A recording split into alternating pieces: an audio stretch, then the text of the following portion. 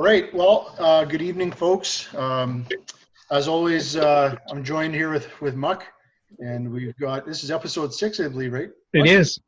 We've got a special guest on tonight for those fishing enthusiasts or those that are interested in fishing. Got a good friend of mine, Clayton Schick, who is on. Clayton is got his own channel. Pretty widely. He's starting to get up lots of popularity and lots of people following. Clayton Schick Outdoors. If you haven't seen Clayton doing his craft on that, you need to sign up and tune in. My kids follow him all the time, and I try to watch him as much as I can when he posts stuff. But makes everybody jealous. And what's really cool about the whole situation with Clayton is he goes to the lakes and fishes for the species of fish that all of us are out after. It's I would call it a working man's type channel where, you know what, he shows you how to catch walleye and jackfish and lakers and all those types of things. And what you see on camera is who the guy really is. He's passionate about what he does. He's passionate about fishing, and we're really glad to have him on tonight. So welcome, Clayton. Welcome to our broadcast. Thanks for having me, boys. I definitely appreciate it. Hopefully we can share some knowledge out there. And like you said, yeah, Clayton Schick Outdoors on YouTube. And if you haven't checked it out, definitely come by and see if you can come watch some videos. You might be able to teach me something too if you have anything. Hey, Darren, before you get going, who's your friend there tonight? Oh, I got my co-pilot here. This is my son, Nate. It's my oldest. He's him and his little brother have caught the fishing bug, if you want to put it in that terminology, and they're big fans of Clayton. And when I told Nate we had Clayton on tonight, he wanted to jump on board and kind of listen in. And before you joined us on, Clayton, Muck asked Nate if he had any questions for you, and he said no. All of his questions get answered in your videos. So. That's a great answer. They've already picked up Clayton's lingo when they're catching fish, like, "Oh, come on, mama. Oh, baby." So even when they've got an ice fishing app they have on their iPad and stuff, and they're always like getting excited and stuff. So that's definitely Clayton Schick rubbing off on them. So it's way better than some of the other stuff that's out there. But we really appreciate the quality of videos and the information that you share on your channel, Clayton. So. Tackle box before Xbox, boys. Yeah, we got that already started. So nice. We're gonna jump into it here, Clayton. I know about you, but maybe some of our folks that are tuning in might not know your history. You're a Melville, Saskatchewan guy. I know that in the summer times, usually, I know this is an exception this year, you're a professional guide, and in the wintertime, you do your broadcast. But things have changed a little bit for you. What I want people to understand is kind of how you got your start, maybe a little bit about Clayton Schick Outdoors, maybe your philosophy and why you do what you do. For sure. Yeah, like Darren says, I'm born in Melville, Saskatchewan, 38 years old. I've been doing the whole fishing and hunting thing for, I don't even know, since I was Nate's age or younger type of thing. I've been guiding now for 18 years, probably 19 years. I've been doing the whole fishing thing. I've done the waterfowl, I've done moose, I've done deer, I've done bear. I've kind of done that whole thing. I probably about 6-7 years ago, I stopped doing the big game stuff though, when I kind of moved to the more of a fishing side and started to do my own media stuff. So I do have experience when it comes to, skinning a moose in the wilderness, way out there, packing them out, all that fun stuff, all the bear hunts in the early spring season, dealing with all the bugs and the nastiness in that sense. But I definitely, like I said, been doing the fishing thing now for several years, where also in the winter now I do my own media stuff. So I still guide, like Darren said, in the summertime. This is a weird year though. It's definitely an exception, but I still go up to Wollaston Lake Lodge in the summertime there. I've been there for, this would have been summer 18. So I've been there for quite a long time. And then when I come back, I do my own media stuff now on Clayton Schick Outdoors. And I do lots of stuff for Travel Manitoba, a little bit for Tourism Saskatchewan. And it's just basically making YouTube videos about different destinations. Or if I'm not talking about a destination, I'll talk about like a certain species, whether it's a walleye or pike, lake trout, anything I can go and just do and try to pass on that information to somebody, or the younger generation, definitely.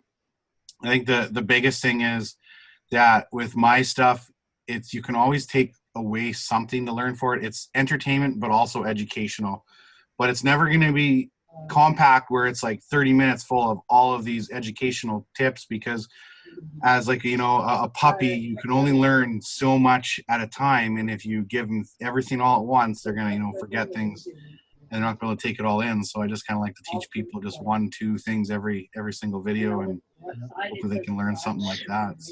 So Clayton, when I was browsing your page, one thing I did notice, you're an all season fisher, hey? Like you do ice and you're up there in Wollaston Lake this time of the year. Hey, what do you prefer, ice or this time of year?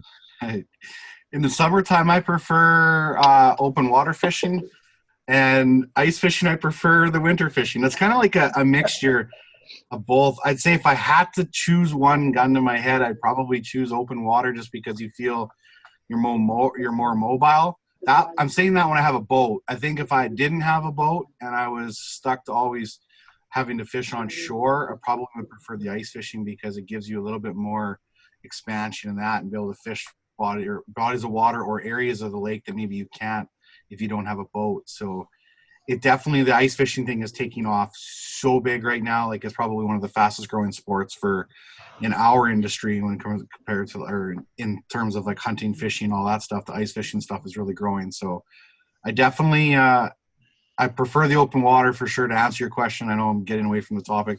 I used to actually go to Florida in the winters, probably before I even started hardcore ice fishing. I used to go down to the Florida Keys in 2012, 13, and 14. I would kind of go down there for 3 months and rent a condo, and I bought a flats boat, and I used to do the whole tarpon and grouper and permit and reds and all that. So ice fishing to me is still a little bit new too. I've only been doing it for probably 6 or 7 years, really hardcore. I used to always do it when I was little bit, but now I've actually got into the sport hardcore. Well, some of the pictures of the massive lake trout you bring up are incredible. Yeah, I'm very, very lucky, as you know, obviously, like in our neck of the woods, like such little population of people, and we have some amazing fish or big game species to go after, right? Like, we're very fortunate in that sense. Not to say there isn't amazing fishing in the Midwest, in Minnesota, Wisconsin, all those places. I feel like it's probably just a little bit easier where we are, for sure. So Clayton, let's go back 18 years, and let's go back to how you got your start. We've had other guys on here, Muck included. We have a couple of the big game guys. Steve Yonish, who was on here, and a lot of the stories about how they got started are similar. And I believe your story is about the same, about how you got started in the summertime. I always hate this term, but it's a grind.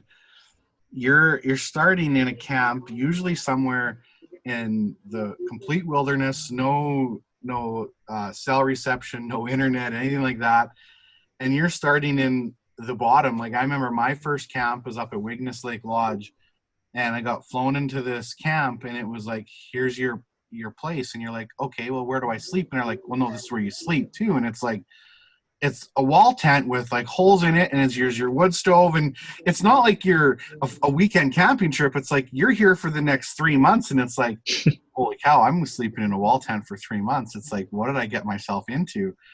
I remember hauling fuel up and down the hill every single day to your boat. You're up at 5 a.m, and finally, it comes to 10 o'clock at night, and you got to lay down and go to sleep. It's nonstop moving the whole time. Mm-hmm. But you have to, it's a great experience to have, though, because I'll use this for an example. Now at our lodge, we're super spoiled.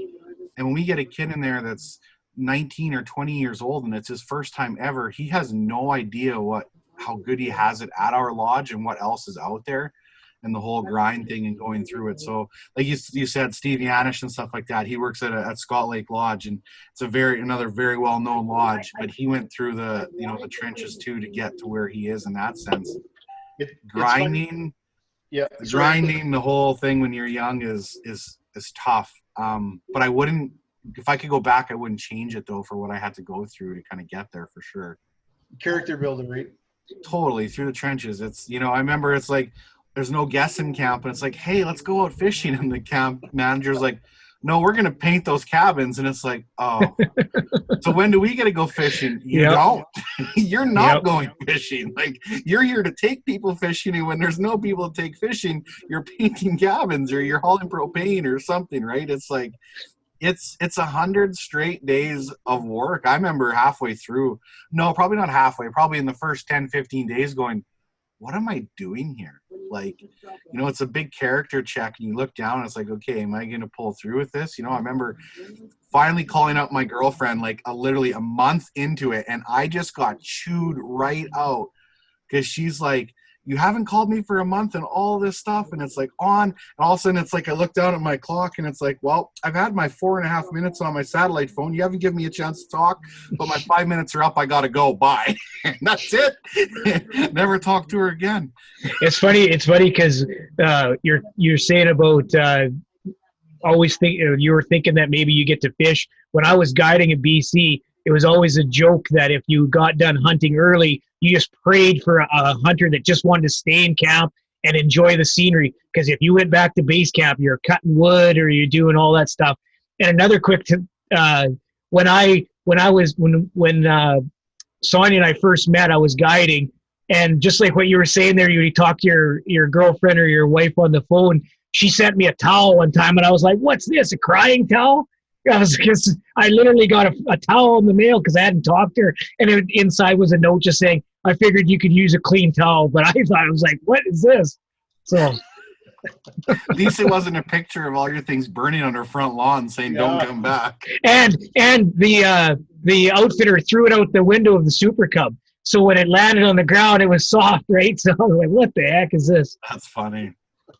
Yeah, it's I'm definitely very spoiled where I am now at Wollaston, because it's like now I roll out of bed at 8 o'clock, have breakfast, throw a few things in my boat. I leave at 9 o'clock. I come back at 6 o'clock. I literally fuel my boat up. Somebody takes our cooler and cleans it. Somebody takes our grub box and cleans it. Somebody cleans our boat. It's like, really? But that lodge owner's like, the more time you can spend just with your guests doing your thing and not having to worry about everything else is his whole model thing, which works out really well, right? It's a way better place in that sense for sure. But so Clayton, where are you from originally, and how did you get into guiding? I'm from Malville, Saskatchewan, like Darren said, grew up here. I always had a huge passion for fishing, and when I had left high school, I actually had planned on going to a golf school in Lethbridge, actually, was the whole plan, because I was a pretty good golfer at that point.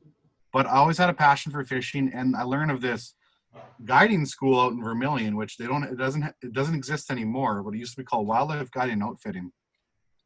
And I'm like, I could do that, and at that stage in my life, I also thought guiding was like, you got to fish all the time, right? It's like you're with your clients and you're fishing and you're having a blast. So that's kind of what I saw the school, and I just jumped into it, did really well in the school. I will admit it was pretty basic for the most part, just because some of it was like how to skin a deer or how to clean a fish. And it's like, holy crap, this is stuff I all knew. So I kind of breezed through that, the whole school of it, side of it, but got to meet a lot of good contacts in that sense, because I actually worked for my first year up, like I said, at Wigness, which was part of Scott Lake Lodge, where Steve Yanish is now. That was back in 2003. So that's how I kind of got into it. I remember everybody's like, what are you doing or where are you going? Nobody really knew. Like, I didn't know that side of the world existed. To me, I always thought of a fishing guide. I thought it was like, you go out, you took somebody fishing and you fished with them.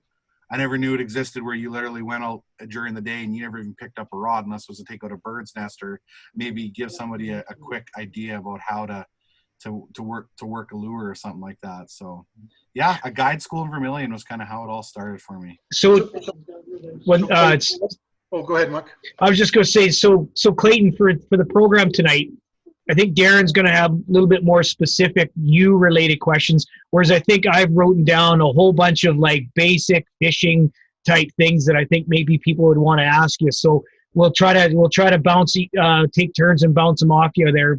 So I just want to let you know. For sure. So Clay, when you're out guiding, and I know that every lodge has different boats and stuff, and let's say that I'm looking to purchase a boat, which I am, don't tell my wife, but there's lots of guys that prefer a tiller, and there's lots of people that prefer a non-tiller. when you're guiding, obviously you guys probably do tillers, but what's the big difference in a tiller compared to the non-tiller, and what's the ups and the downs of either or? If you have a tiller, you probably don't have a wife that wants to go fishing to start with, probably. The biggest thing I always tell somebody that each of them have pros and cons. Your pros out of a tiller is you have a little bit more fishability. You have a little bit more room in the boat, obviously. Your whole office is at the ready. Whereas a council, you have a steering wheel and then you have to get somewhere else in the boat, whether it's to the front of the boat or the back of the boat once you start fishing. Whereas I'm in a tiller, it's like I'm always fishing right there. In terms of if you want something that's comfortable, and like I said, you're going to have to take your wife out fishing or you're going to fish in a lot of rough water and you don't like taking waves in the face, you're going to want a council boat. But if you like if you're a hardcore fisherman and you're all about the fishability and your wife isn't going to fish with you when it's nasty, only when it's super nice, you want a tiller for sure. When you get into the more competitive side of things and you're going to start to do walleye tournaments and all that kind of stuff, either you're going to go to a really big tiller or you're going to go to a big council boat, and that's kind of where it's a little bit different. But like Darren, in your situation with having the kids in the boat where there's lots of room, like I would definitely lead you towards a tiller for sure, just because they got so much more room, so much more fishability. A way better boat control too, I believe, in that sense. Probably. I was kind of thinking in the sense of a council, just because of the windshield factor. Yeah. Because when you're driving, it's like you said, it's sloshing in the wind, and then they get cold. At least they can kind of huddle behind the windshield. But I do agree with you, like having them out in front and being able to, when arms reach, something was to happen. But just kind of thinking the other way too is like, do we need to have something to break that wind in case something does come up, bad weather or whatever, right? So. It's like it's always a thing. It's like everybody tells themselves that they're going to go out fishing when it's windy and crappy out, but they usually don't. And you have your fair weather fishermen. It's like, I'm going to go out when it's nasty. I bought a boat. I don't care. And they're out there for an hour and then they're like, I'm done. Whether you have a council or whether you don't, right? Like, yes, something could definitely sneak up on you, but nowadays with all the weather apps and wind finder and all that stuff, if you pay close attention to, you kind of know what's going on anyway. So it's a little bit, it's like I said, if you want something that's a little bit more comfortable, a council for sure, but you're going to eat up a lot of your space in your boat. So Clayton, I'm going to try to keep it. So we're going to start at basically the rod, and then I'm going to try to direct my questions to when we actually get a fish in the boat. I forgive me if I bounce around a bit, but if I was to walk into a store right now, and I'm pretty junior at fishing, what do you recommend for type of reel and rod? The first thing you're going to want to go do is go talk to somebody that knows what's going on at the store. I prefer like Pokies in Regina is a great place, the Fishing Hole in Saskatoon. Talk to those guys and just tell them what you're going to be fishing for. If you're going to fish for a bunch of different species, they'll kind of help you and direct you in terms of one rod. But there's so many different options and choices out there, and there is no exact answer for that because there's no one rod that's perfect for everything. So you're going to want to go talk to the guy and you're going to explain exactly what's going on. You're going to say, I want to fish for walleye. And he's going to say, are you going to fish from a boat or are you going to fish from shore? In that sense, because if you're fishing from shore and you got to cast a long ways, you're going to want a bit longer rod. You're going to be fishing vertical in a boat. You want something a little bit shorter. So it's like, I get those questions all the time. It's like, hey, Clayton, I'm looking for a new rod. What should I buy? And I hit them back with a question right away. It's like, well, what are you going to fish for? Right. Well, walleye. Okay. What are you going to fit? What style of fishing do you want to do? Because there's just so many different types of rods in that sense. Honestly, the best thing to do is just go to the store, Pokies in Regina. You can go to Cabela's. I got nothing against Cabela's, but you're not going to get the professionalism and exactly what you're looking for compared to the stores that are more centralized in just that, right? Don't get me wrong. The guys at the Cabela's and the fishing department too will help you for sure, but I would prefer to go like Pokies or Fishing Hole, something like that. Support a smaller store in that sense, and they'll help you narrow it down. So what about what's the difference between a mono and a braided line, and then what kind of test line? Because I know, like, I'm the first to admit that I'm not the biggest fisherman in the world. I mean, I can, but I even find it hard to decide those, what pound of test I need, or do I need a braided line or anything like that? Like I even struggle about that. So I guarantee when people are going in, and they're probably thinking the same thing. Is one easier to tie than the other? The difference between, I'll just answer that question. Your difference between mono and braid. Your mono is going to stretch and have memory. Your braided line isn't going to stretch. Now, certain situations will apply for each type of line, though. Your braided line, if you're going to fish a situation where you don't want any stretch, obviously, and you want you want some sensitivity, like instantly, braid has way more sensitivity than mono does, whereas mono has, like I said, a lot more stretch. So if you're fighting like a bigger fish, like a lot of guys use mono for lake trout because lake trout have big vicious head shakes, and the mono absorbs those head shakes a little bit. Now, a lot of the two, I'll use a good example for this in terms of mono versus braid. You can carp fish with mono or braid depending on your rod. If your rod is more of a slower action, you can get away with the braid because your rod is going to absorb those head shakes of the fish. Now, if you have a stiffer rod, you're going to want a mono because now the rod doesn't absorb those head shakes anymore. So that's where the line comes into play. So it really comes to matching again, and I'm going to sound like a broken record, but it really depends what you're going to fish for and at what application you're going to do and where it's going to be.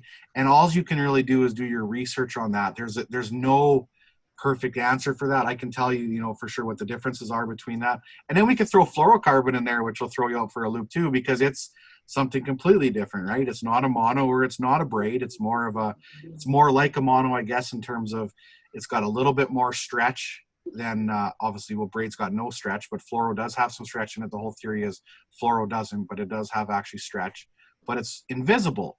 So a lot of times if you're running a braided line, you're still going to tie on a fluoro leader at the end of your line or your line to your lure, because braided line isn't invisible, so the fish can see it, especially when it comes to more of clear water. If you're fishing murky water, a little bit different. I know it's a very vague answer in terms of that, but it's really hard to gauge what's the perfect line to buy or anything like that. So you can when it comes to tying them, there's simple knots for mono or for braid that you can use pretty much for everything. Super universal. One of the most well-known knots for braided line is called a polymer knot, and then for mono, I use what's called a uni knot. You're going to want to use like a saliva or lubricant on your mono line because it'll fray and it causes lots of friction, whereas your braided line doesn't cause friction when you tie it. So there's so much knowledge out there. It's like the whole hunting side of it. You can spend hours reading it and on the internet and find so much information about it. What about I know that some people fish by a barometer. They read the barometer just like you would moon phases when you're deer hunting. Where does that come into play for you as not so much a guide, but as you going out and venturing out? Do you follow a barometer? Give us some pointers about possibly that. I definitely try to keep an eye on it for sure to see if you can put some kind of patterns together with that. Like I know lake trout, they like a lower pressure system than they do higher pressure. And that has a lot to do with probably a lot of different fish. A fish is I forget what the number is, but in terms of sensitivity compared to us. So picture like when you're in an airplane and you get up to a higher altitude and you look and your water bottle starts to collapse, even though you can't feel it. Those fish feel that every little bit. So the higher the pressure system is, the lower that they want to go down into the water column because it relieves that pressure on their system. Right. So in high pressure situations, you're going to be fishing a little bit deeper, and that gets to be hard for a lot of our species, because if you catch them when they're in too deep of water and you pull them up, you're going to cause what's called barotrauma, which is basically their insides explode. So you should always fish in any types of situation. You're still going to catch fish, but your lower pressure systems are usually going to be a little bit better, just because fish are a little bit more active. Just picture when you just land or something like that in the plane, you get off and everything's out to whack. That higher pressure is kind of puts you more to, you're not going to be as active as you are compared to where if you just if you just woke up from a nap or something like that. I'm not sure I'm going to explain that, but yes, I do follow the pressure systems a little bit. It doesn't stop me from going out fishing for sure by any means, like you should still try to get out there, but if you get a good low pressure system moving through, it's probably a good time to get out there for sure. Just to feed off that, what about water temperature? Water temperature is different for every type of fish, but a good example is right now, one of the lakes I've been fishing, Lake of the Prairies, it just hit that magical number of like that 62 to 65 degrees where the whole chain is becoming active in terms of the minnows and the crayfish and all that. They're up in the shallows now because the shallows have hit the optimal temperature for it. So the fish will move up and start chasing the bait and everything in the shallow water. So it's like that prime number. It's like, and every lake's a little bit different. Lake trout, their prime number is like 52 degrees. If you can find that 52 degree water, you can usually nail them pretty good. Now it changes though in terms of the water column is too, right? Surface temperature says 62, 63. But what was it, 3 hours ago in terms of where you were? It was probably 3 degrees cooler. So that's probably what it is down a little bit deeper. So I haven't got into that whole playing with the temperature underneath the surface, which is something I think I'd like to do more in the future, is get some kind of thermometer and actually check like the surface, what the temperature is down like 5-6 feet. Find what is the optimal temperature for them when it comes to that stuff. So do every fish, are they specific to certain temperatures? Like or is it kind of like one temperature for all, or is every species a little bit different? Every species different for sure. Depends on, like I said, lake trout are, they like the colder water stuff. You'll never find them up in like usually 65 plus degree water. They're always going to be where it's a little bit deeper when it starts to get that warm. Pike and walleye, for an example, they love that 62 to 68 degrees. Are super active. They love consistency, right? So the same thing I talk about the pressure system there. If it's 18 degrees out for 4 days, on that fourth day, fishing is going to be off the wall. It's going to be amazing. And all of a sudden, you're going to get this pressure system move through, and it's going to be 4 degrees out, and it dropped that water temperature 5 degrees. Those fish will just go into a shock. It's just like they hate the change in that sense. So it's always a question we get up north. It's like, Clayton, when's the best time to come up when the fishing it's going to be the best? And I always say, when you can find consistent weather. It's how it is. And usually a lot of times right before that change is coming, the fishing can go bonkers because the fish just start to feed heavy. They can sense what we can't in terms of the air pressure changing and the temperature changing. And usually before that storm hits, I've had some of my best fishing trips, like as you're getting chased off by a storm. So Clayton, as a new person, I think everybody knows what it feels like maybe to some extent to catch a fish, but what is hook set and how do you set the hook properly? Setting a hook is, so you have your line out there and you got your bait there in the water, and all of a sudden it's like you just feel a bite, and it's like everybody's first instinct is just to start reeling. You want to create some kind of a hook set or some kind of tension on that line that's going to drive that hook into the fish's mouth. Because I always use this as an example where I could get something. Say if a fish comes by like this, here comes the lure, here comes a pike behind it, and they just latch on. Right now, they just got this pen like this. And if you just start reeling, you're just going to start pulling that fish. They're going to open their mouth and they're going to let it go. But what you want to do right here, now that fish has this locked in his mouth, you want to jerk it fast to move that pen and get that hook buried into the corner of his mouth somewhere. And that's when he's going to be able to stay on once you have it. Because if you just start reeling, those fish, they have such a strong clamp on their prey or their bait. They're holding on to that hook. Now, sometimes, yes, they're gonna get hooked on there, and you're gonna catch them no matter what. But most of the time, they have that spoon or whatever they have latched on here, and they're just gonna be swimming. All of a sudden, it's like, man, this just doesn't feel right. That's gonna open their mouth, and you're gonna keep reeling. All of a sudden, it's like, where'd my fish go? So you're trying to basically jerk that lure into the fish's mouth where he's still holding on to it, and his mouth is closed, and then say like that little hook that's right there will then catch the top of his mouth. So that's what's called setting the hook. And now every situation, again, is completely different depending on what type of rod you're using, because you want to have on your rod. If you're using something that has a really, say, I'm going to dumb you down. If your rod is really bendy, you want to get a little bit of bend in your rod before you finally set the hook.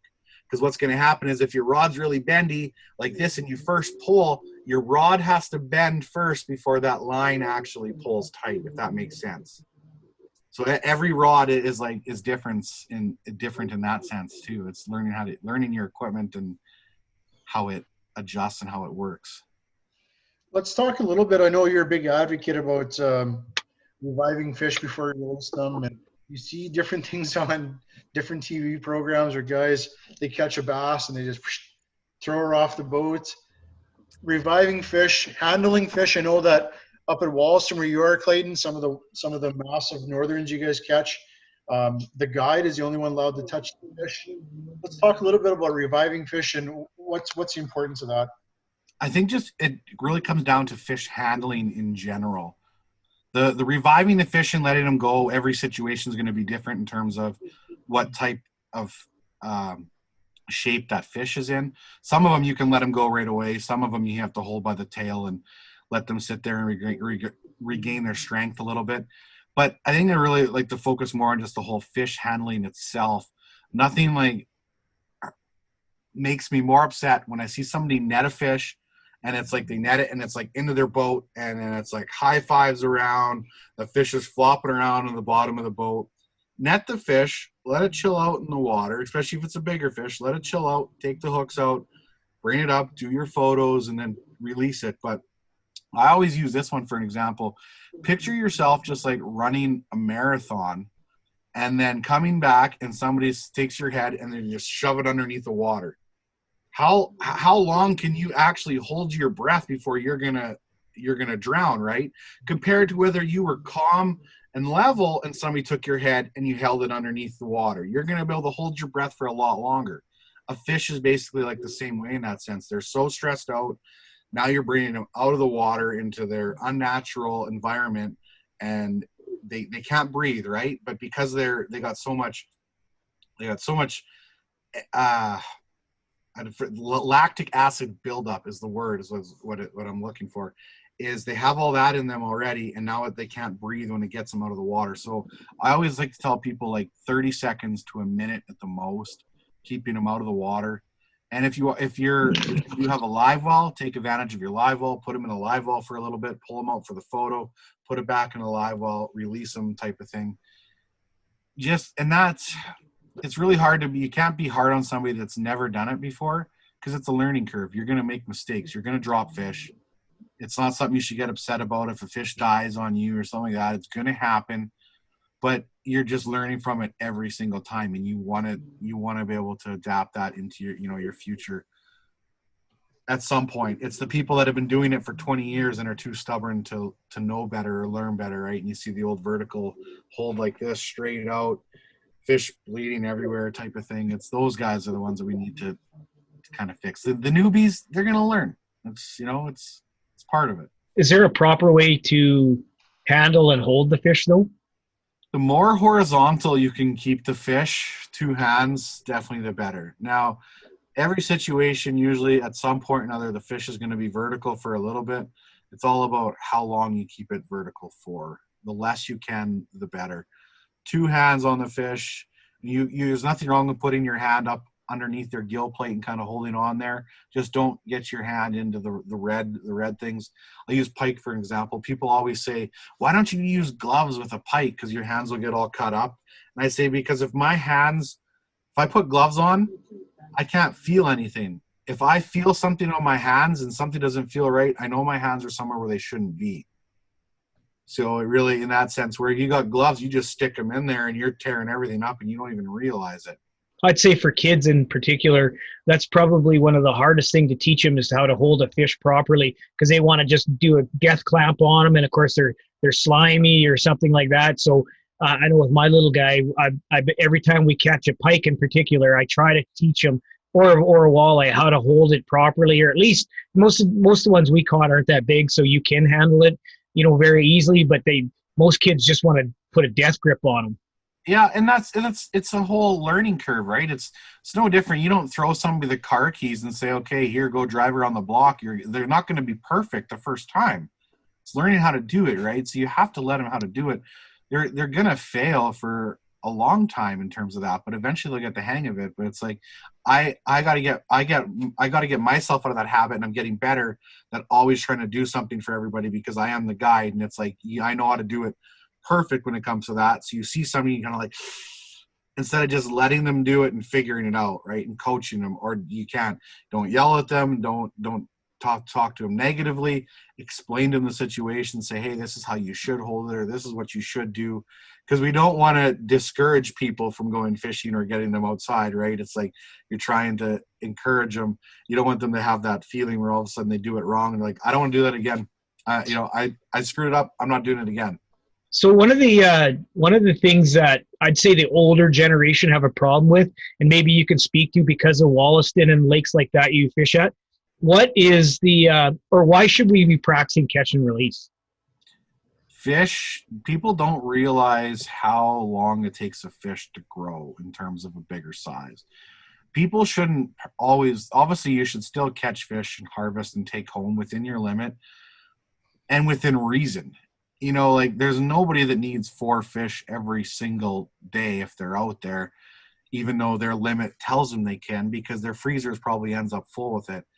People don't realize what you can do to a fishery in terms of overfishing it or outfishing it, especially when you start to keep the bigger fish. We always talk about letting the bigger fish go because they're the ones that are genetically proven to be able to last. They give the most eggs in that sense too, and have the best chance of reproducing a large number of fish in the area. Plus they got the genetics to also grow big as well, right? It's just no different. It's no different than a white-tailed deer. Not every deer is genetically proven to get to 200 inches.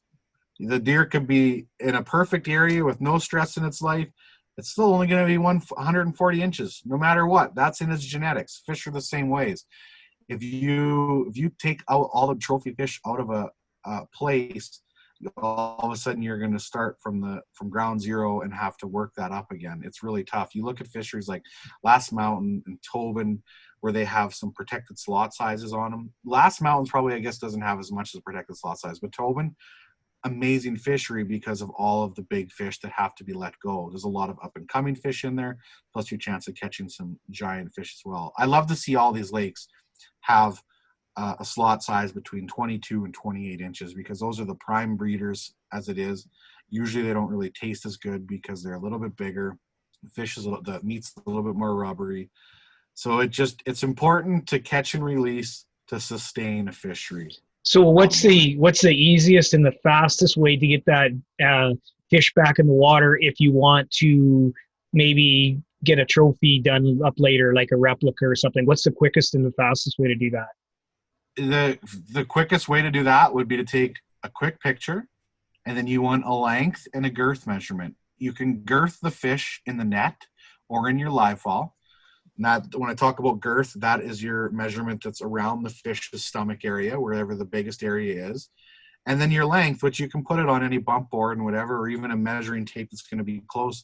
You get a replica of a fish and you measure it out with a soft measuring tape, and it's somewhere between, say, it's a walleye, and it's somewhere between 31 and 32 inches, isn't going to matter. Nobody's going to take a measuring tape and go up to your wall and go, 31 and a half. You told me this was a 32-inch fish, you liar, right? Like it's not not really going to matter in that sense. So as long as it's close, and then get a good photo too of the fish. So whoever's doing the replica can paint it to whatever the fish looked like, because to me, that's important. I actually don't have one fish mounted replica or real fish at all. Just, I feel like it's, unless you're going to find that perfect replica mount where they are going to be able to match all of the scales up and all that stuff. I think a lot of the mounts, the fish mounts, are not a thing of the past, but people are less likely to do it than they used to. I remember they used to be a huge thing. Now people would rather have the pictures on the wall, which is just as good probably in that sense. Some of those, the technology has come a long ways with those replicas. Like phenomenal. Oh, the replicas are amazing. And they last longer too, right? Like, so Clayton, you fished quite a few species in our province, in Manitoba as well, what would you say would be the toughest species that you go after? Like, they always get you, or you have to work really, really hard when you get over them. What would be the top one that's kind of makes you work that extra little bit to catch? Probably walleye, in terms of if you're talking trophy walleye. Your walleye are like your pickiest eaters, your most finicky eaters out there, I find. Now, at the same time, you can go to most of our lakes, like Lake of the Prairies or Crooked and Last Mountain, all those places, and you can catch a pile of them because that's what is there. I would say lake trout would be right up there too, just in the sense that lake trout are so weird. I can watch them on an underwater camera where they come up and you'll have a piece of chum down there and they'll come up and they'll pick it up and they'll just spit it out and drop it right away. There's no line attached to this piece of meat. There's no hook in it. There's nothing that should make that fish spit it out, but yet they do. So why is that? Lake trout get in some of the weirdest moods out of all of the fish probably out there. And then, like I said, the walleye are just so finicky too. It's, you know what, it's gonna sound funny, but any fish that you really want to chase after and like catch trophy fish, that's going to be the most difficult fish species for you. Everybody's going to be a little bit different too, right? Like the one you want to catch the most and succeed at the best is going to be the hardest one always, no matter what.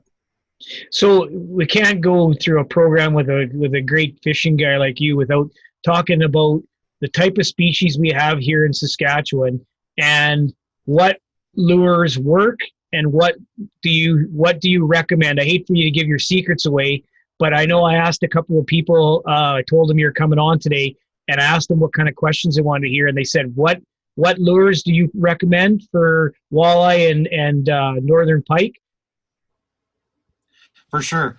Now in Saskatchewan, we have I think it's 28 different species, but there's like the top 3 would be your walleye, and then your pike, and then your lake trout. Perch is probably even maybe there before lake trout for most people. We won't talk about all those different stock trout options too. I don't fish for a lot of those in Saskatchewan, but there's so many different options out there for sure. But it seems like everybody in the world wants to fish for walleye, or everybody in North America anyway. It's like walleye, walleye, walleye. It doesn't matter. I could put out the best northern pike fishing video out there, and I could put out a greasy walleye video, and the walleye video will get 10 times the view than a pike video every time.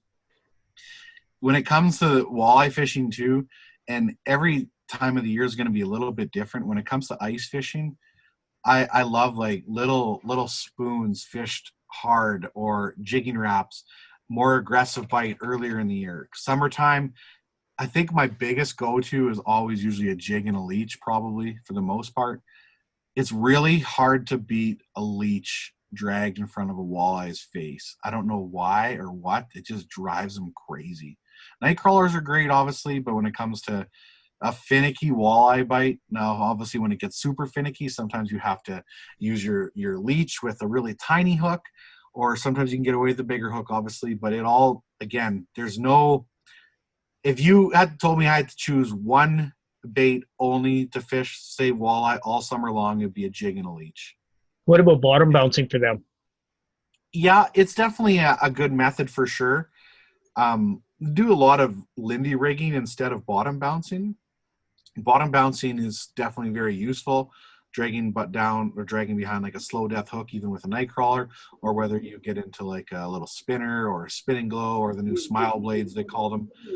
It's more of a covering water thing, and then the bottom bouncers, depending on how wavy it is or windy it is in terms of how big of a weight you have to use.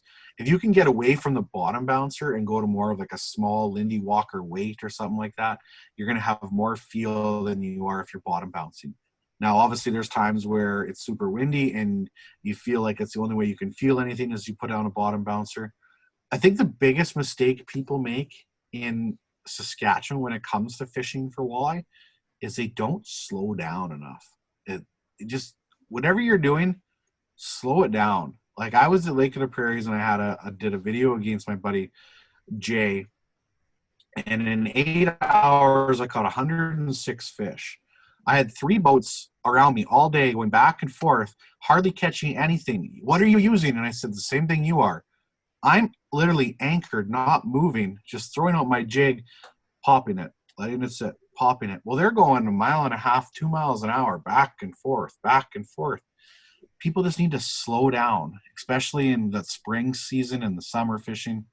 Fall time can be a little bit different. You can start to get more aggressive into crankbaits and everything like that. But bottom bouncing is definitely, it is a good method for sure. It's a very old school thing. That's what I learned growing up from my parents, was a little bit of bottom bouncing, and then we just kind of adapted into other types of ways to do it.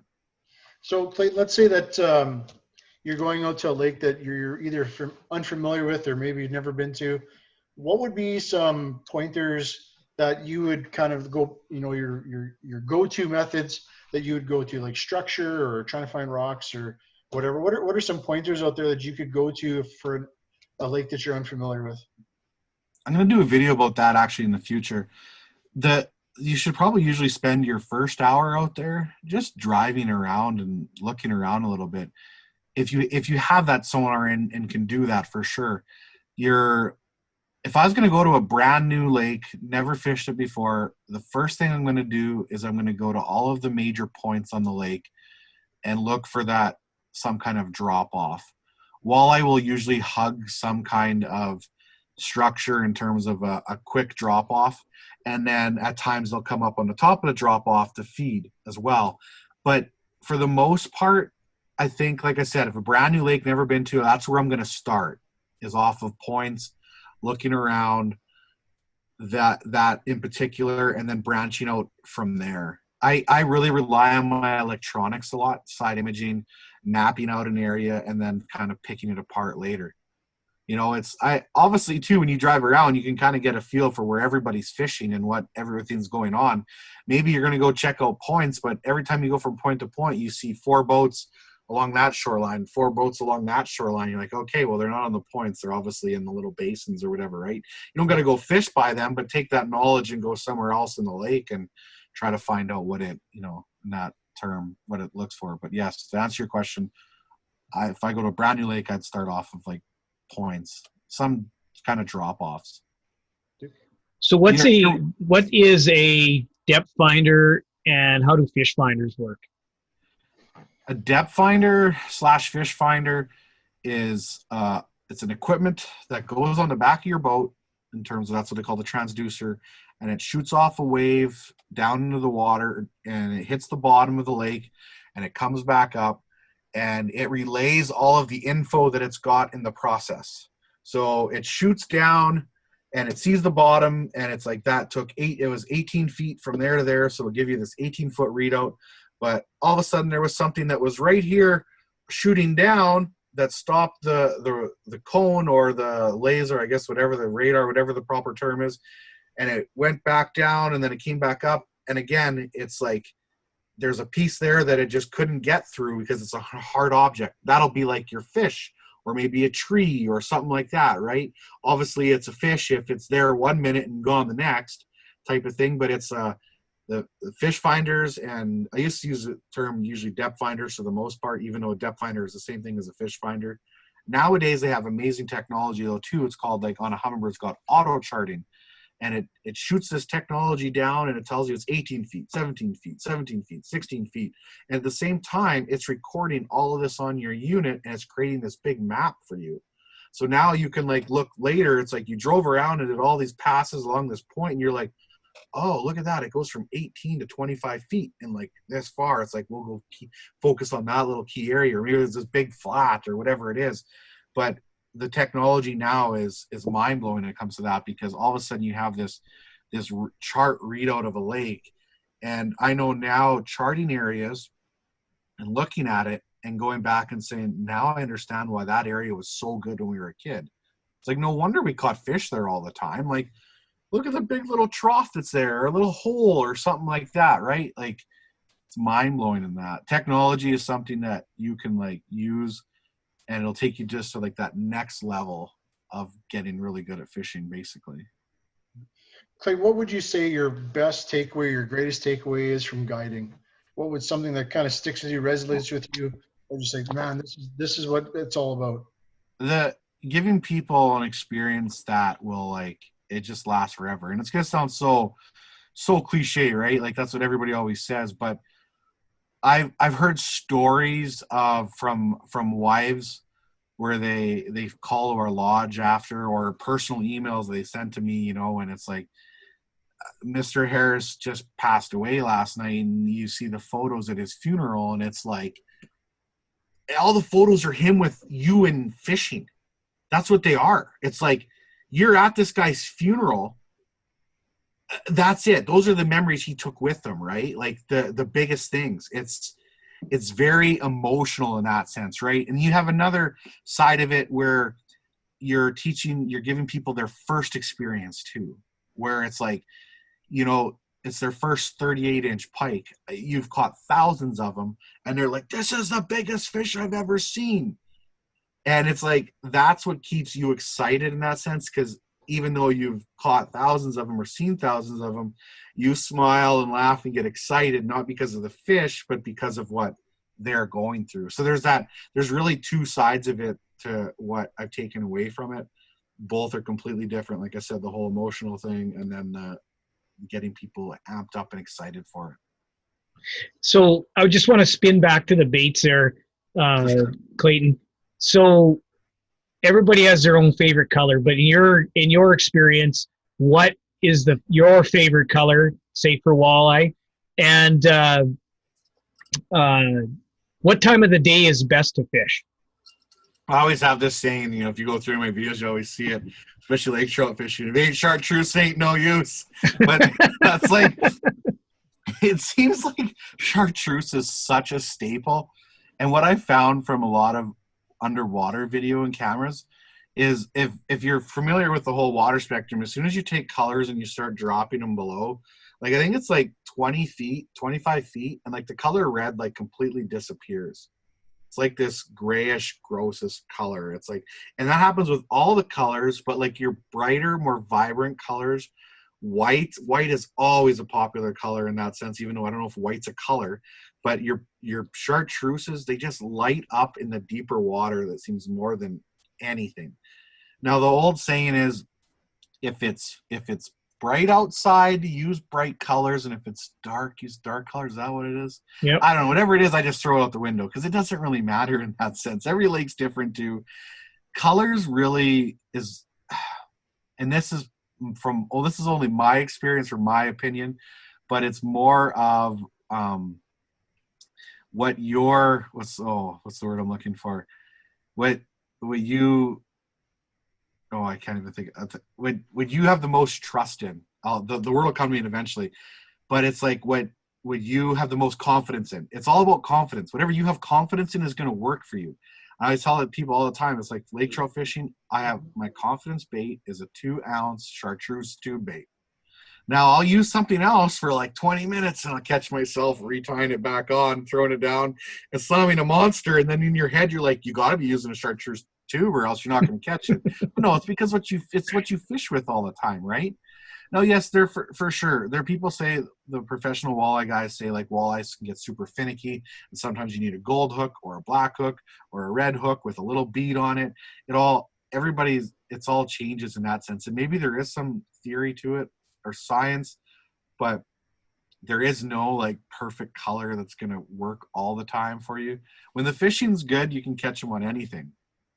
And when it's bad, somebody's going to catch one on a chartreuse little jig and say, well, I caught it because I was using that, where no, probably because they caught it in the right place, right time. But darker, what is true though, when it comes to the water clarity and the color of the water was where it'll really matter.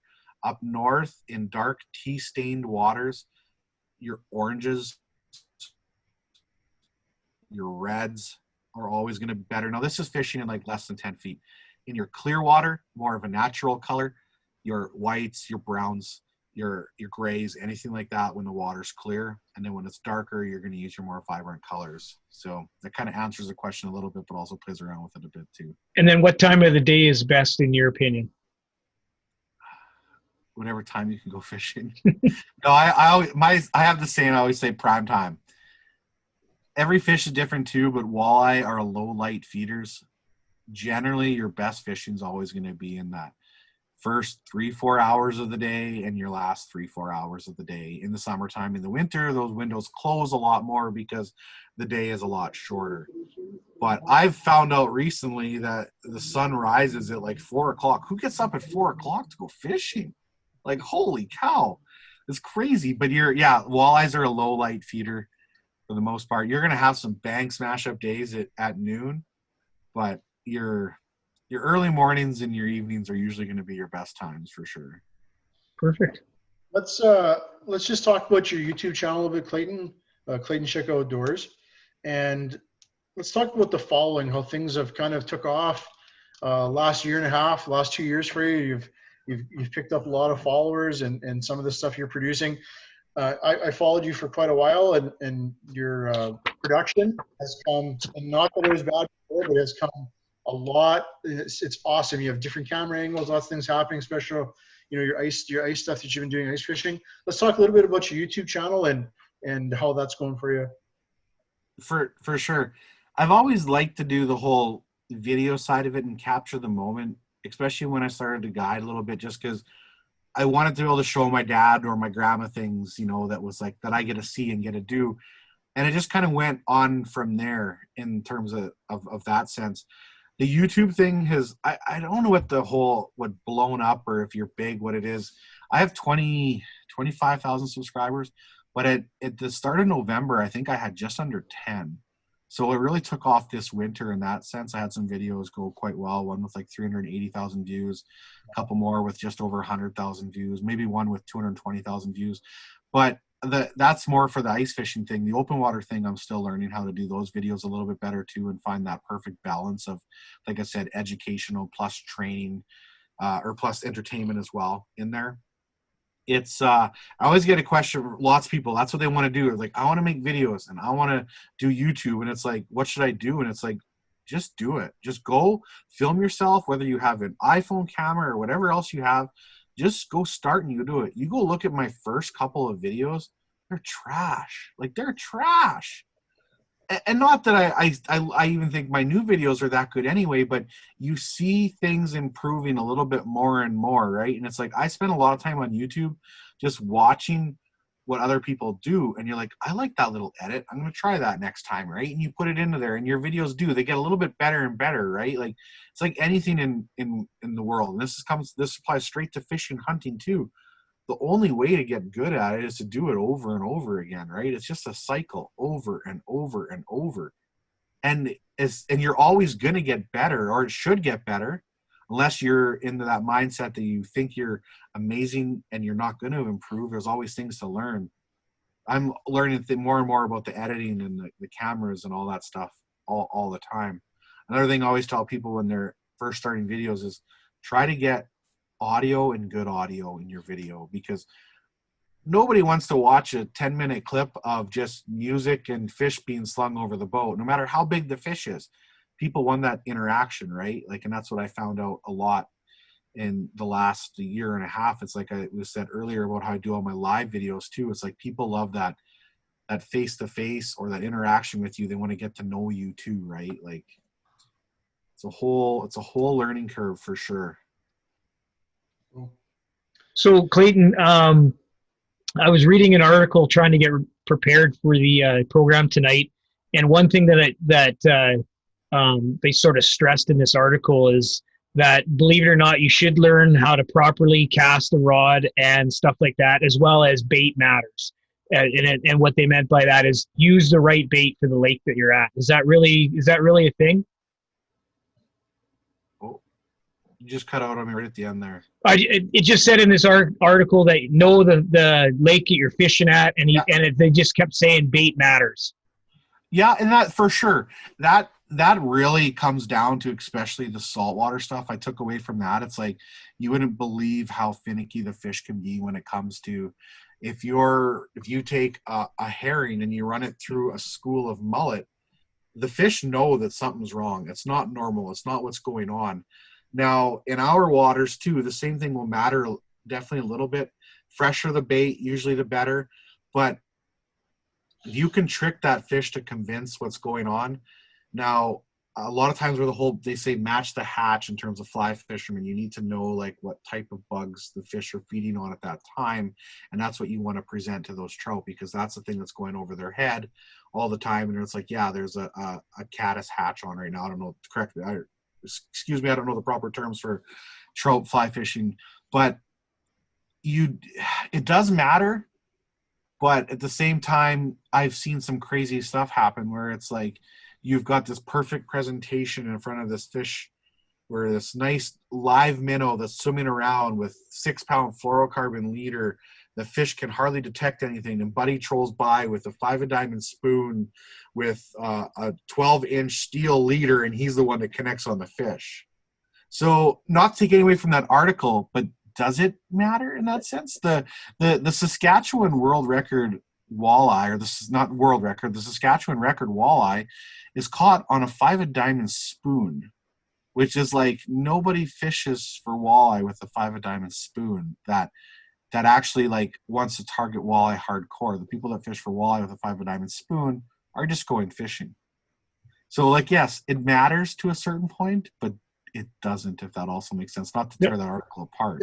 It's funny that you say that, because there's been lots of stories about how you got the pro in the boat that's got all these hooks and all these rods and stuff, and then their little daughter has a little Barbie pink rod about this big and grabs the ugliest freaking hook in the bucket and throws it out there and catches the biggest fish in the day. So does it really matter? Like, totally. Yeah. It's the whole article is, it gives you the biggest thing to take away from it. It's your mind's turning, and you're starting to try to put things together, right? And that's what you need to do, right? When you're trying to learn something, you take a little bit from column A and a little bit from column B and some from column C, and you develop your own thing and put it all together, right? Like, I always tell people, like, anything they see on my videos, it's not the only way to do it, right? There's more than one way to skin a cat. It's like, you don't have to have this, you don't have to have this.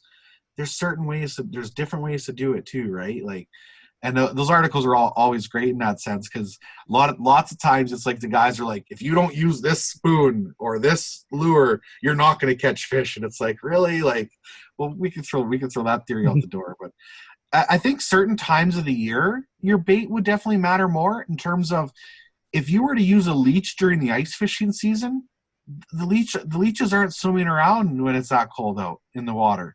You're not going to catch very much, right? Whereas you're also not going to, how should I say that? I don't know where I was going with that one, but you do have to use the proper bait at times of the year. If you're using stuff that shouldn't be there, you're not going to be as effective. In that fall time, like I said, if you put down a leech in 45-degree water, he's not used to that. He's going to ball up around your hook and create this big mess. And Buddy beside you is going to have a jig with a frozen dead minnow and be slamming on him, because that's what they're feeding on at that period. So yes, it does matter to a certain point, but at the same time, it's like, it's not always going to be the thing that makes your trip the most successful thing. Well, and I'm guessing, night crawler, leech, or minnow, it's probably there again a personal choice. You might catch it on one and swear by it, but yet you can't get me away from worms. Right. It's because it's a confidence thing, right? It's what you've caught it on. It's what you're used to catching on. Your mind is telling you that's what you need to use. A lot of times in the later summer here in the fall time, I don't even use like actual bait. It's all artificial stuff, which is why I'd rather prefer fishing for fish for the most part. I actually wish it's like our society, the way it works, like here, that was more like the bass anglers down south, where it's like everything's artificial. You have guys, yes, like in the Okeechobee system, that float minnows underneath balloons and stuff like that too, and they're guided trips. But like all the Bassmaster tournaments, it's like there's no bait. It's you're tricking these fish to eat what they think is an actual real meal, right? Like a crawfish. If anybody's listening that fishes Last Mountain Lake, you'd be crazy not to use some kind of crawfish imitation, whether it's you turn a jigging spoon and put it on the bottom and just kind of moving it softly, or whether you use like a rattle bait and you bounce it off the bottom. Last Mountain and even the Qu'Appelle Lakes, they're full of crayfish. those fish follow those crayfish around, and they'll all of a sudden they'll be on one rock pile one day, and the next day they're not there at all because they ate the crap out of all those crayfish, and now they've moved on to the next area. That's there's a little secret right there that anybody ends up watching. Not too long ago, you produced a video just at our local dam, and you were out there for like 8 hours. You never caught a single fish. Yeah. There's lots of people, either YouTubers or definitely would have made TV. There's a lot of people would have scrapped that. I have a lot of respect for you to going out and making that video and just doing what you did. And you talked about, you spun that. You talked about using picker rigs and cleaning the shores and stuff. Every time you go out, it's obviously you're not slamming fish in 5 minutes and you're leaving. There's lots of setup with all the cameras and the battery packs and setting up your tent, because you use a huge tent in the wintertime. It doesn't always happen bang, bang, bang, right? Like give us some of idea, like what is a typical day for you on the ice or preparing to go out on the boat? How long does it take? And sometimes you're out there all weekend. You spend the night out there. What does that look like, and how much footage you actually have to make a half-hour YouTube video? For sure. Every situation will be different in terms of how long it's going to be. I try to make most of my videos between 20 minutes and 30 minutes if I can, not any longer, just because you lose people's interest. But lots of times I'll be fishing. So we'll use the winter for an example. You have your like daylight hours. They're usually between like 8 o'clock and 5 o'clock. So about 9 hours of daylight. Now I have about an hour of setup usually before in terms of setting up the tent, setting up all the camera gear. Because like you said, I use quite a few different angles. Usually I run about 4 different angles right now. Plus you're trying to keep all those cameras going all day. And I've got a pretty system figured out in that sense. But I'll film for 9 hours for a full day of fishing. Hopefully I have a good day and I have a bunch of fish to edit in there. But I'll trim that down to usually, like I said, 20 to 30 minutes. That's probably about I'd say probably somewhere between a 10 to a 15-hour editing session. The one I did recently against Jay, we're at 106 fish. That was a 24-hour edit session. It was a nightmare because I only had 8 hours of footage, but it was just a nightmare. The video you talk about, the one on the dam where I didn't catch a fish, that would have been such an easy one just to hit the reformat on the memory cards and like move on and go do the next thing. Yeah. But like you said, I want to give a sense of reality too.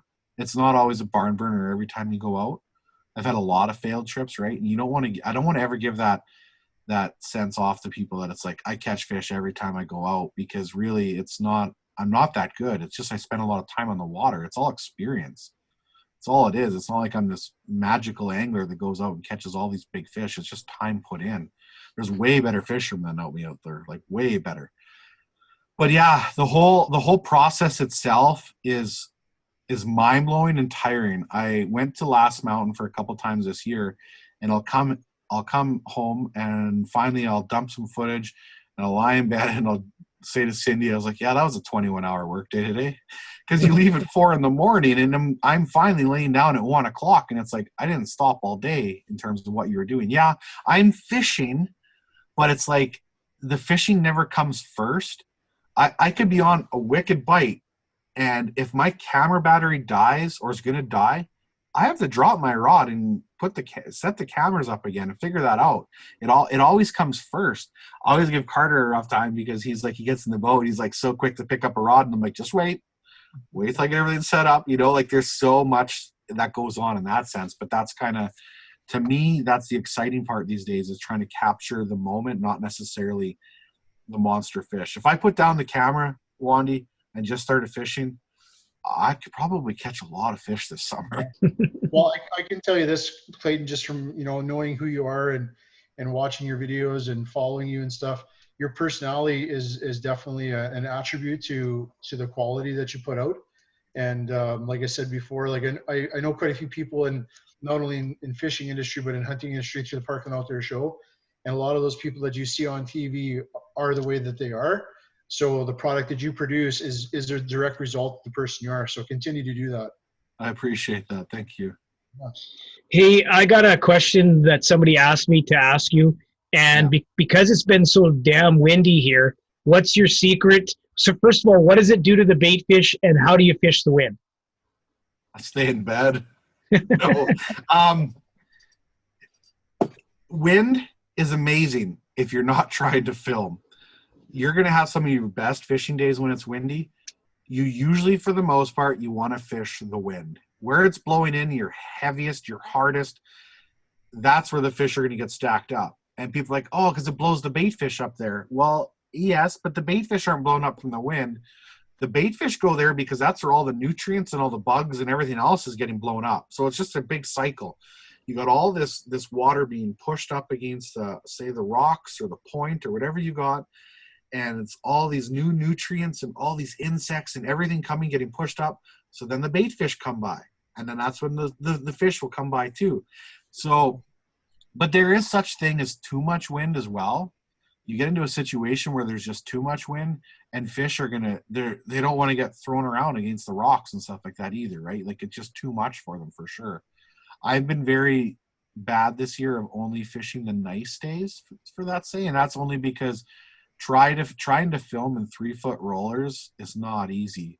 So say you're shore fishing, you want to fish into the wind. Is that what you're saying? You would be better off fishing into the wind for the most part. Yes, for sure. Just because everything's going to get blown up towards the shore. Now, in terms of being able to cast and whatnot, obviously that's going to be a lot tougher. I'm not saying you shouldn't try both things, but for the most part, usually fishing into the wind, if you're shore fishing, is usually going to be a little bit better for sure.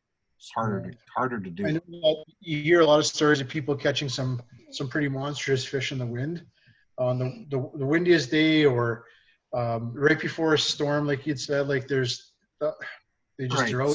So what the wind does, it just gives you a better playing field for the fish. When it's glass, calm, and sunny, those fish can see you, they can hear you, they can sense everything. It's no different. I'll compare it to hunting again. When you're hunting in a blind and it's blowing, you know how on edge those deer are because their senses go out the door. Whether it's not windy, they can hear everything, they can smell everything, they're more confident. As soon as you put that whole wind in there, right, they're scared because they don't know, right? They're on edge the whole time. And the fish in that sense too, it's just that they don't see you, they don't hear you as much. Obviously too, the whole, like I said, the bait fish and all the feed, but it just gives you more of an advantage. I call it the whole walleye chop, just because it's a little bit harder for those walleye to sense you. If you ever put your head underneath the water and like kick on the bottom of your boat, you can hear everything. Now that wind will take some of that noise out, but when it's glass calm, I always thought when people are like running around the boat, I'm like, like stop moving, right? Like everything like that, just stop moving. Those fish can hear you. You wouldn't believe it what they can hear. I want to quickly talk about something that's coming up that you've been promoting on your Facebook page, Clayton. The Generation X Lake of the Prairies contest you've got going on. Yeah. Just explain to our viewers what's going on. I think it's a really cool concept. I take my hat off to you for doing that. Just let our viewers know that what's going on and what you're proposing for some lucky fishermen out there. So there's a tournament coming up on July 4th that's run by a good friend of mine, Mike Todorsky. It's the second one at Lake of the Prairies. They've had a couple other of these tournaments in Manitoba. It's called the Generation Next Angler. And what it is, it's a team of, can be an adult and a child, or 2 adults and two children. You can have it however it is. But I basically did a giveaway, since I don't have anybody in my life really that's under 17 that I can that I should be taking with me. So I've done like a free giveaway to somebody. They have to enter a video to me and explain to me why they like to fish. But I've just thrown it out there for anybody, basically Saskatchewan, Manitoba area, because of the whole COVID thing, that I'm going to give somebody an opportunity to fish with me. 17 years and under is what I've kind of was looking for, because that's what the rule is. Now I'm having a tough time because I've had I don't know what I got now, 10 or 11 entries, and it's like, how am I going to say no to some of these kids? Like, what did I do? Like, I don't like this picking a winner thing. This is not that easy. So the worst part is, it's like all the videos I've got is like the kid just looking in the camera and going, I hope I get a fish with you. And it's like, oh, man, this isn't good. Like, so yeah, so it's contest runs until Saturday yet, June 21st. I have, so there's still time for anybody that does want to get it in yet. But 17 and under, I'm just looking for a video that tells me why they like to fish, whether they're out fishing or whether they're home. It doesn't matter. It can be any way they want to do it. But it's a tournament, like I said, it's at Lake of the Prairies, and there'll be probably 20 to 40 boats there. And it's just to give some kid an experience of what the tournament life is all about. You know, the adrenaline, the excitement, the boat takeoff, the weighing in the fish, etc. So just a way to get kids more into it. And Lake of the Prairies is such an amazing lake to take kids to. Like, you can catch 100 walleyes in a day, so it's a great lake for the kids to experience, right? That's how you get them hooked. And they can just send you a Facebook message with their video. Facebook message. I had one today. A kid from Eastern Manitoba put a 5-minute video on YouTube today, right? Like, just to send it to me, right? Like, there's different ways to do it for sure. Cool. So Clayton, I don't know how much more Darren's got, but I'm coming to the end of what I have. But I have the age-old question that I got to hear your best story. Have you ever had a bird's nest or a rat's nest and caught a fish on with your reel? Because everybody gets those. I tell you what, I'm gonna one up this one for sure. So we're sitting down in the Florida Keys, get this great idea to go chase Goliath grouper. So first we got to get our bait, which we found out stingrays work really well. So we went out and we caught some stingrays, and I'm talking like a 15-pound stingray. There's a video on YouTube about this. It's on Uncut Angling's YouTube page. But so we go out there. We got a hot tip from one of my friends down there. It was a guide. He told us where some of these Goliath groupers kind of hang out. And we put this 15-pound stingray on top of a rod, or on top of or hook it up to a hook, whatever, throw it down there. And all of a sudden it's like you feel like this fish almost pull this rod like right out of your hand. So now there's like these wooden structures, and these fish will wrap around these wooden structures. And we're using 400-pound line. So it's like you can't just pull this fish out of there and it won't break off. So we're sitting there in a boat in the wind, taking this rod and like passing it back and forth around all these wooden structures and stuff like that. And at that time, of course, the reel too does bird's nest a little bit. At the same time, I have this 400-pound Goliath grouper hooked up the other end. Needless to say, we got the rod passed through, everything figured out. We ended up like catching the fish. I jumped in the water with it, took like this most epic photo of it ever. So that's probably one of those moments where it was like, I can't believe that just happened, and everything went well, you know, in that sense. Is pretty epic. There's a video, it's like got 1 million views already. It's on Aaron's YouTube page on Kind of Angling. And then actually, if you go to Google and just Google Goliath grouper and go to images, my image is like the first or second one that comes up all the time. Jay took this big hero shot of this grouper in the water with me, and it's like it's unreal. Well, you know, Father's Day's coming up this weekend, and I wonder how many fathers are going to have to untangle a bird's nest in a reel. Totally. There's always something, right? It's like as soon as you fill a boat full of kids and take them out, and it's like you might as well not even take your own rod, because you're always doing something, whether you're putting bait on, untangling knots, right? Or it's like all of a sudden little Timmy's like, Dad, where's my rod? And it's over the boat, you know? Yeah. Oh, totally. There's always stuff going on. Yeah. Well, I'm out of questions, but I want to leave one more thing with Clayton here is what's the best advice you can give to a parent, maybe who isn't a fisherman that would like to try to get their kids out fishing? What are some things that you should say? Okay, you need this in your tackle box, you need this, and you need this to take them out. What are some little key pointers that you can give as an experienced fisherman to someone who is maybe not an experienced fisherman to get kids out there? For sure. First thing, patience. Lots and lots of patience, because you're not only going to have patience with your kid that you're taking out there and wanting them to succeed, you're going to have patience with the weather. You're going to have patience with what the fish are doing. you're going to have a huge learning curve in that sense too.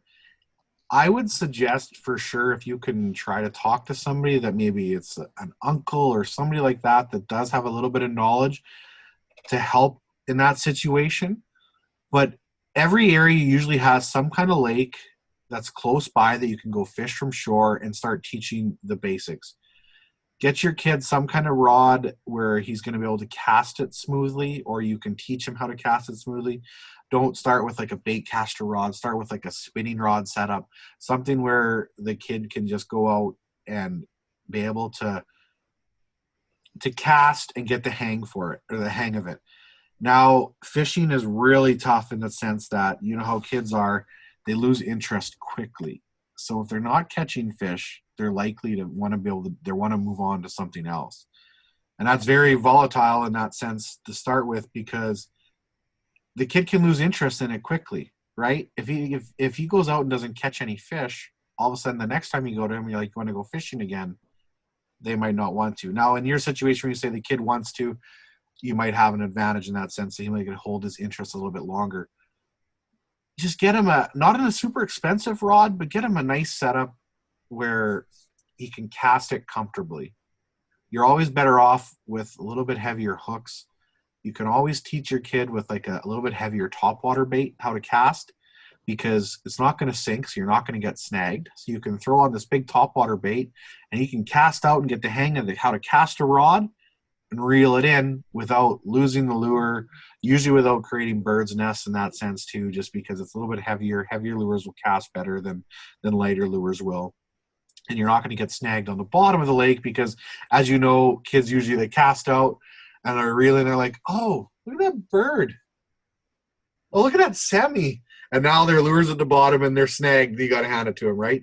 They might not catch as many fish, but it's a good way to at least get their whole rhythm for it and their interest. I give clients a topwater bait all the time. Luckily, where we are, fish bite topwater baits frequently, but guys that lose interest early and or easily and stuff like that, definitely something like that. Well, you guys, let's finish off with our best fishing story. I'm sure we all have one that's memorable. Yours might be the grouper, but Darren, let's start with you. What's your best fishing story? Well, I don't know if my dad maybe invented the ice fishing rod. He might have, I think. He had cut down a bunch of old fishing rods back in the day before. Honestly, I've never seen anybody with an ice fishing rod that my dad had made. Like, it was a little short rod and kind of reels, and he was pretty proud of them. He had a whole kind of a stash of them. We're fishing on the Lake of the Prairies at Anderson's in the wintertime.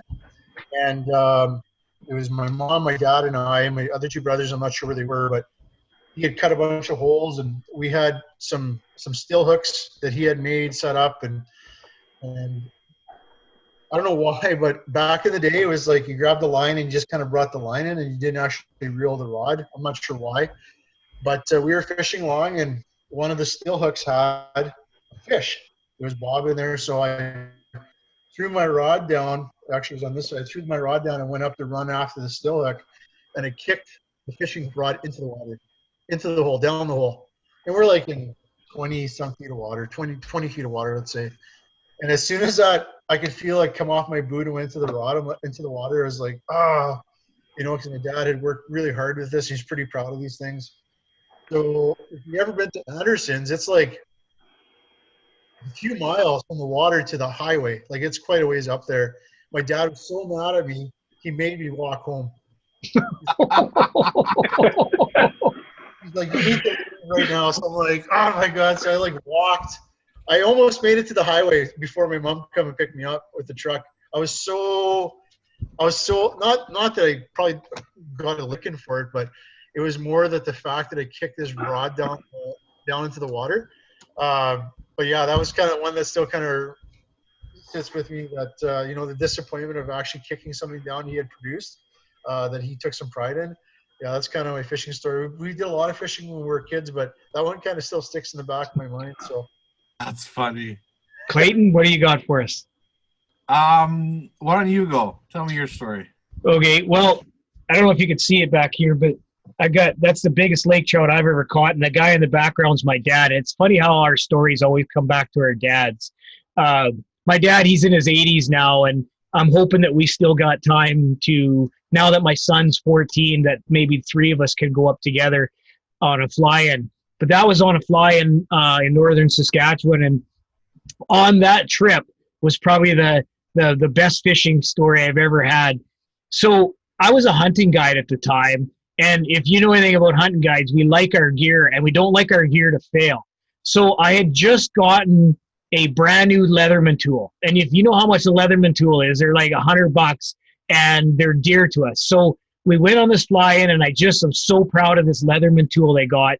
We were catching so many northern pikes. Like every time we threw our hook, we'd catch, those 2-3 pound northerns. And I was getting pretty complacent. Like my dad wasn't removing the hooks too much. I was doing it for him. He would just kind of hold them up for me. I would grab them with my Leatherman and I'd kind of give him a little flick.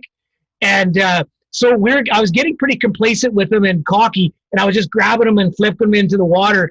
And I did it this time, and the fish kind of flipped and knocked that Leatherman tool right out of my hand, and it went straight down. And it was a pretty clear lake, and we were about 12 to 16 feet of water. I could see it sticking in the mud. And Dad's like, oh, what are you going to do now? I totally stripped down, right down to nothing. And I didn't even give him any warning. I stripped right down, and I dove right over the edge. And I went down for about 5-6 feet, and I came out, my eyes were like this big, and I just gasped for him. And he's like, you're an idiot. I said, I just don't drown. It was so cold. I could see it. So I wasn't going to leave that fisherman or that Leatherman at the bottom. So what I ended up doing is I've got one of those great big spoons, those gag kind of spoons that everybody has, like a 2-pound spoon. I tied it on my thing, and I actually had my dad lower it to where that Leatherman was, because I couldn't open my eyes, because as soon as I opened my eyes, it was so cold. Ice had just left the week before, so it was that cold. So what I did is I grabbed the line and I just kind of went right to the bottom, and I feeled around and I found that Leatherman tool, and I come up and I almost got hypothermia from that. But anyways, that's where that came from, that same trip. So that's awesome. I got to add to my story. The best part about not me having to get a lick in and walk to the road, my dad made us come back the next day, and he drilled a bazillion holes around it, and he freaking pulled that thing out. I was going to say that. He had my brother Darcy's on here. He had a big 3-prong, like a Slater hook, and without a camera or anything back in it, he felt it. It took him a while, but he felt it, and he pulled that rod up. That's awesome. Yeah. Awesome. Well, finish with a good story. And then, you know what, before you tell your story, Clayton, we've got a couple of people on here. We're going to give them the opportunity to ask a couple of questions, and then we'll finish off. So let's see what you got. Honestly, I would be like you would in the hunting industry. You've got so many hunting stories. I've got so many fishing stories. Like, it's mind blowing. Obviously the grouper was a favorite for sure. It's funny, I'll keep on the whole topic of losing things down an ice fishing hole, because it's kind of comical. I just started to get into ice fishing hardcore. It's like 2011 or 2012. We go to Last Mountain. I take one of my friends with me. We're in a tent, and we start off the day, and we're fishing for pike. Not much is going on, and I told my buddy, I said, hey, Tyson, let's put our rods in the rod holder here, and let's go out outside the tent. Let's drill around a little bit, and let's look for some walleye. And we go out for a bit, and we don't catch anything, and we come back to the tent, and I go, okay, Tyson, very funny, like, where'd you put the rods? And he's like, I didn't touch them. And I'm like, everything's gone. 2 rods, 2 rod holders, gone. And I'm like, come on, Tyson. I'm like, really? Like, the way the rod holders were, they shouldn't even went down the hole. I'm like, really funny. Like, I'm like, good one, like, look around, nothing. I work around the whole tent. Still think he's screwing with me. I'm like, there's no way these rods are missing. So finally say, you know what? Okay, I believe you. Go to the shack next to me, ask for an underwater camera, drop the camera down. All of a sudden, oh, there's a rod, and there's the rod holders. Amazing, right? So look around. We get 1 rod holder, 2 rod holders, get the rod. Okay, look around. No other rod, whatever. All is good. Can't find it. Fish must have come by and picked 1 rod or hook, I figured, and maybe, pulled the other rod down with it. Buddy leaves. It's literally 3 hours later. all of a sudden I get like a bite and I set the hook and I'm like, something is just weird about this. And I reel up and I've got nothing except for this line. And I grab the line and I just start pulling it. All of a sudden I'm like, no way. Pull it. All of a sudden there's my rod that I lost 3 hours ago and it's got a fish on it. And I literally landed, I don't know, like a, say 7-8 pound pike. Got both my rods back. That fish was swimming around the bottom of the lake for probably 3 hours, pulling a rod around, and finally happened to come back where we were fishing, and I caught the line that it was dragging. Wow. So That's a 1 in a million chance. It's one of those like stories you tell and people are like, yeah, right. So I've lost other rods since and never gotten them back, but at least this one I got back. Nice. Okay, so Brock, I'm going to go to you. If you got a question for Clayton while we got him, I'm going to unmute you and I'll bring your video here.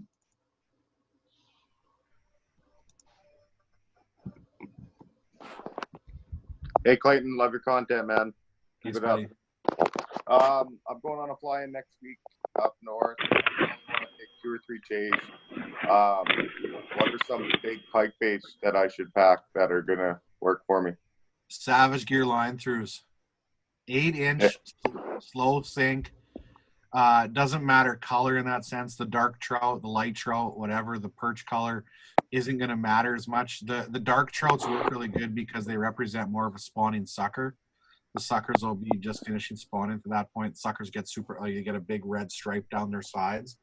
So that's why the dark line trout ones work really good. But a 3D line through trout is like, it's the bait I've caught more big pike on in the last couple of years than anything. It's mind blowing.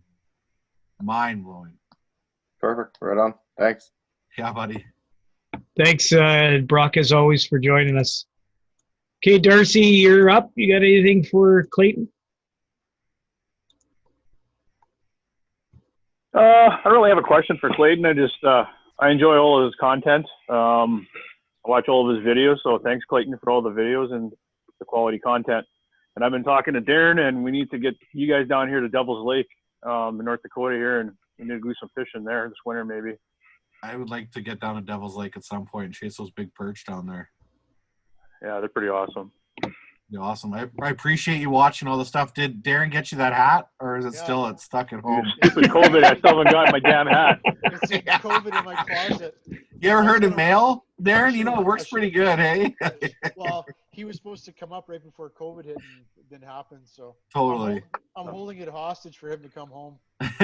That's awesome. Yeah, hopefully soon. Hopefully soon. If Trudeau opens the border up, I can come. Well, if you get up here, make sure you give me a shout so I can meet you. Oh, for sure. Thank you. You're welcome, Darcy. Thanks for watching all the videos. Okay, so Clayton, this is a great hour and a half. I know people are going to enjoy this content. Just real quick, give yourself a plug where we can find you, where everybody can find you, and if somebody wants to get a hold of you personally, if you don't mind, feel free to plug yourself. Clayton Schick Outdoors on YouTube, pretty easy to find. Also on Instagram and Facebook. You can definitely, if you want to get a hold of me, try to send me a direct message on Instagram, even Facebook. I try to reply to everybody. I'm so far behind on messages though, but I definitely do see most of them and I try to reply to everybody. But if you have something that I really need to know or something like that, I can definitely get back to you at some point. You can also leave comments on any of the videos too, and I try to reply to those as well. Well, thanks again. Darren, what do you got? Anything for him? Like I said before, Clayton, I've known you for the last number of years here. And like I said, I really enjoy, he comes into my wildlife management class and talks to the kids about opportunity that are out there in the job market. And I appreciated him coming in and doing that, and continue to appreciate the content and the videos that you put out. And like I said, stay true to yourself, because I think that's a big selling point for you. So glad to have you on tonight. And, thanks for all the last hour and a half that we shared with you here today. Yeah, I apologize if I was all over the map in terms of answering questions properly. Hey, I'm like a fish that's lost. I start thinking about one thing and go there, and I should be going over there. I go all over the place sometimes. I tell everybody all the time you should take a walk in my shoes if you have trouble with concentrating, because I'm 10 times worse than that. Hey, if we do this in the wintertime, you want to come back? We'll talk. Sure. We'll talk ice fishing, because I know people are really getting into ice fishing nowadays. It's huge. Ice fishing content is taking off, like mind blowing. So for sure. All right, guys. Well, thanks for Clayton for joining us. Darren, as always, thanks for the guys that joined us. I will be posting this as soon as it takes. Clayton knows how long it takes to render a video. It doesn't do it very quickly, so I'll get it up as soon as I can. And thanks again, Clayton, and good luck in the season. And happy Father's Day to everybody out there. Awesome. Have a good night, guys. Good night.